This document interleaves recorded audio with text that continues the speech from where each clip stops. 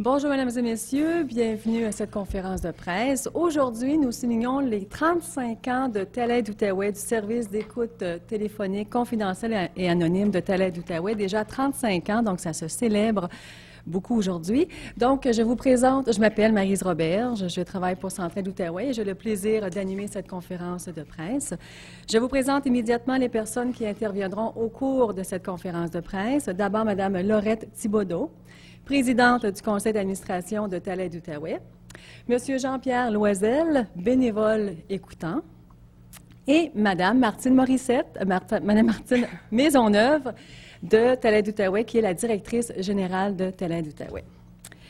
Donc, merci beaucoup à vous d'être ici. Merci aussi aux journalistes de vous être déplacés. Amorçons une première présentation en compagnie de Mme Laurette Thibodeau, présidente du conseil d'administration depuis plusieurs années et aussi bénévole et personne ressource depuis déjà 18 ans. Mme Thibodeau. Merci. Bonjour.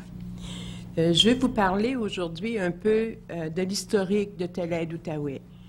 C'est le 8 décembre 1974 que TELED-Outaouais est fondé.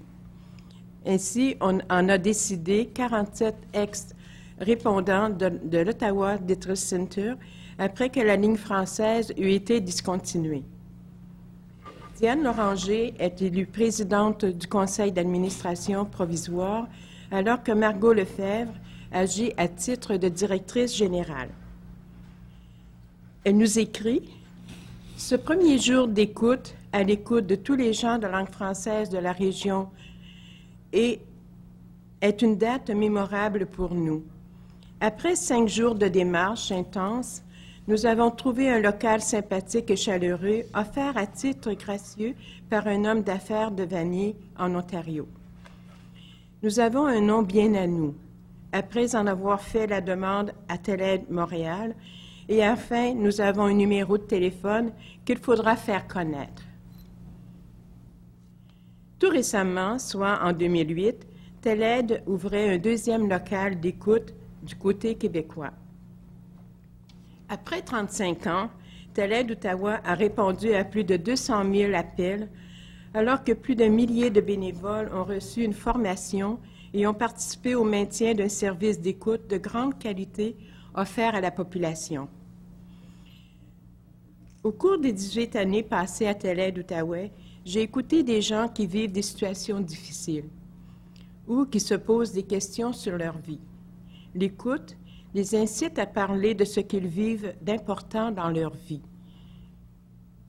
L'écoute leur permet de réfléchir sur leur situation de vie et des émotions qui les habitent pour trouver leur chemin pour avancer dans leur vie. Comme bénévole écoutante, j'ai parfois entendu des choses importantes pour les gens. Un appel qui m'avait beaucoup impressionné, c'est une dame qui appelle, je réponds, elle me dit « C'est pas une machine? » J'ai dit « Non, j'espère que je suis pas une machine. » Et elle a dit « Bien, dans une semaine, j'ai parlé à des machines, mais jamais à une personne. » Alors, j'étais là pour elle et ça m'avait beaucoup touchée de voir que moi, je pouvais être là pour cette personne qui avait parlé à personne.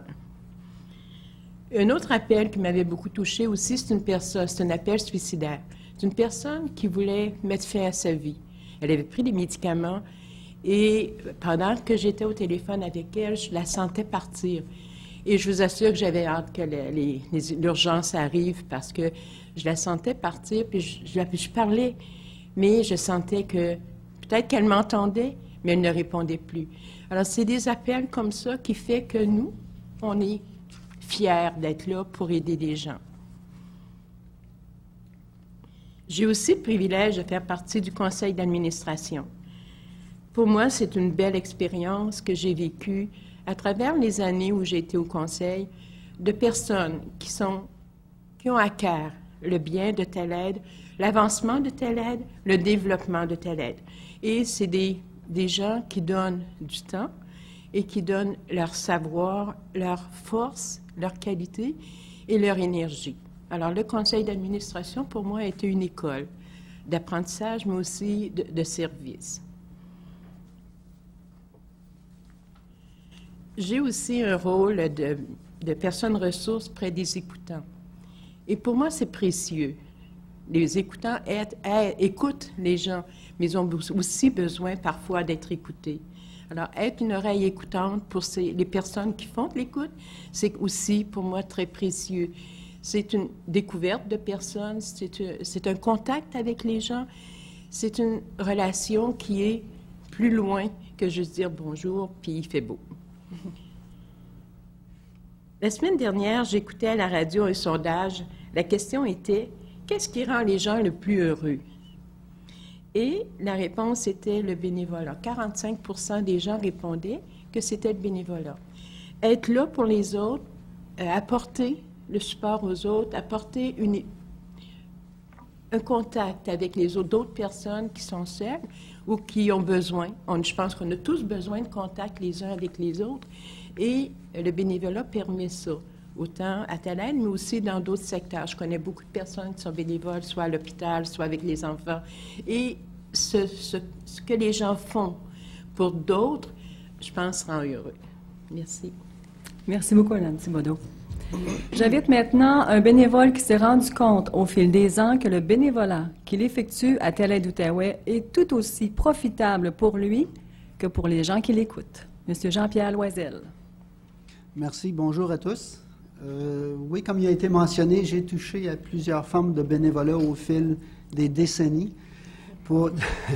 Et puis, je suis retourné à Thalède principalement parce que je voulais un bénévolat qui cadrait plus avec la personne que je suis. La formation qu'on donne en écoute active à Thalède-Outaouais m'a grandement aidé à mieux me connaître et à mieux m'accepter. Puis cette formation-là en écoute active fait de moi une personne qui est plus branchée sur l'autre personne. En fait, elle nous permet une plus grande disponibilité et nous permet aussi de devenir un miroir pour l'autre. Je vous explique. Pour devenir un miroir, on alloue à la personne qui appelle tout l'espace nécessaire pour qu'elle exprime les émotions reliées à son vécu présent. D'où l'analogie du miroir. On lui retourne ses émotions. Ainsi, la personne comprend mieux ce qu'elle vit présentement et elle peut alors décider des actions qu'elle prendra selon ses états d'âme. C'est simple, hein? J'ajouterais que les bénévoles à Thalède-Outaouais contribuent souvent à régulariser les émotions et à rendre acceptable le quotidien vécu par des gens qui souffrent de problématiques en santé mentale. De fait, les professionnels du milieu nous recommandent à leurs clients. Les coûts en santé publique s'en retrouvent donc allégés et les services d'appoint sont alors disponibles pour d'autres personnes. Quelques exemples. Je ne vous donnerai pas d'exemples spécifiques, mais je vais vous dire un petit peu ce que je ressens quand je suis là ou qu'est-ce qui s'y passe. J'ai l'habilité ou la beauté de recevoir quelqu'un qui exprime son soulagement après avoir reçu une oreille attentive. J'écoute pour la Xème fois un appelant régulier nous dire qu'on compte pour lui. On aide des personnes en situation de crise, comme Laurette a mentionné tantôt, ou on peut simplement aiguiller quelqu'un vers un service plus pointu, que ce soit pour les alcooliques anonymes, la violence faite aux femmes, etc. Finalement, mon entourage profite d'une plus grande disponibilité de ma part depuis mon retour à Thalède. Ça, c'est ma femme, mes amis, le réseau social, en fait. Vous savez, pour conclure, j'apprécie moi aussi l'écoute que je reçois à Thalède, ainsi que l'excellent soutien du personnel qui est en place. Puis j'espère bien continuer. Merci à vous. Merci beaucoup, M. Loisel. Thalède-Outaouais profite de son 35e anniversaire pour procéder au lancement d'une vidéo bien spéciale qui retrace les grandes lignes de son histoire.